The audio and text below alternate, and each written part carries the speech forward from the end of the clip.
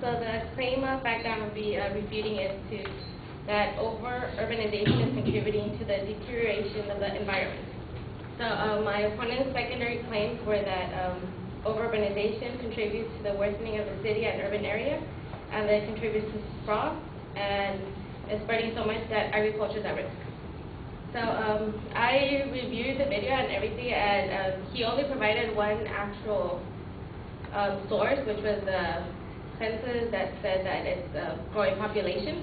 But he never, on the other ones that he mentioned about urban area, or that it contributes to sprawl, or that it contributes to that agriculture is at risk, he didn't provide any source. So he was just assuming.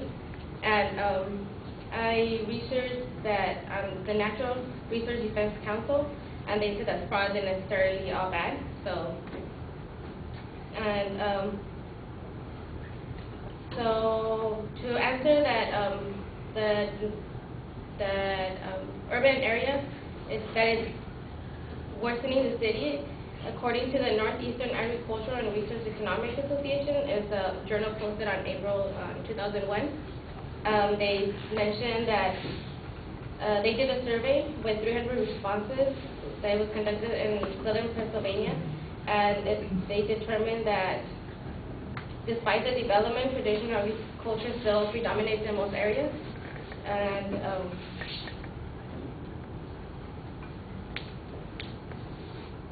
and he said that it's risky, it's putting our agriculture at risk, which is not true because according to the same website from the Northeastern Journal, it says that there are many reasons for the impressive improvements of U.S. agriculture in the late 20th century.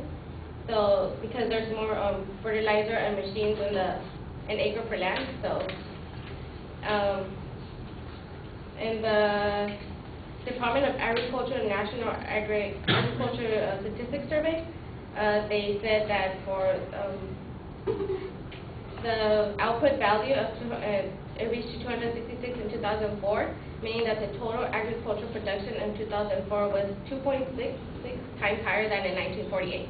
So actually, the agriculture rate was growing even though we've been urbanizing. And then he mentioned that it's dangerous, like it produces carbon monoxide. But in dictionary.com, it says that carbon monoxide is mainly produced through volcanic activity, and that it's extremely difficult to measure its actual emissions of gas to the ozone. So, and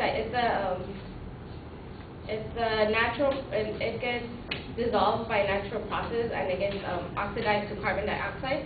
And carbon dioxide actually helps the environment because it's a greenhouse gas that transmits visible light and absorbs the infrared and near-infrared things. So it provides plants sugars and glucose, and it gives us protein, so it's actually good. And he said that it increases crime, but crime, according to the National Academic Press, it was posted in 2004, they said that the suburban areas are usually people with higher income, so they can actually afford a lawyer, and none of the crimes are actually reported because they get out of it, unlike the urbanized cities. So,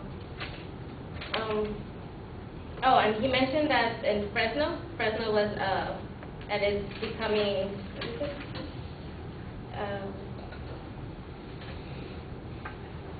he mentioned that Fresno was once predominantly agriculture and now it's becoming more of an urban area. That is true, but it's still, in 2007, it totaled $5.3 billion, and it's one of the #1 country's agricultural producers. So even though it's not urbanized, it's still one of the top ones in the nation. And there is a lot of actually positive effects of this. There's urbanization causes increase in employment, more firms are established, therefore there's more jobs, and there's more use of public transportation, so you could easily find buses, or you just carpool instead of driving further. And then concentration of resources, people come up with more ideas on resources readily available, so they come up with more ideas. And that's it. So not all urbanization is bad, so it's positive.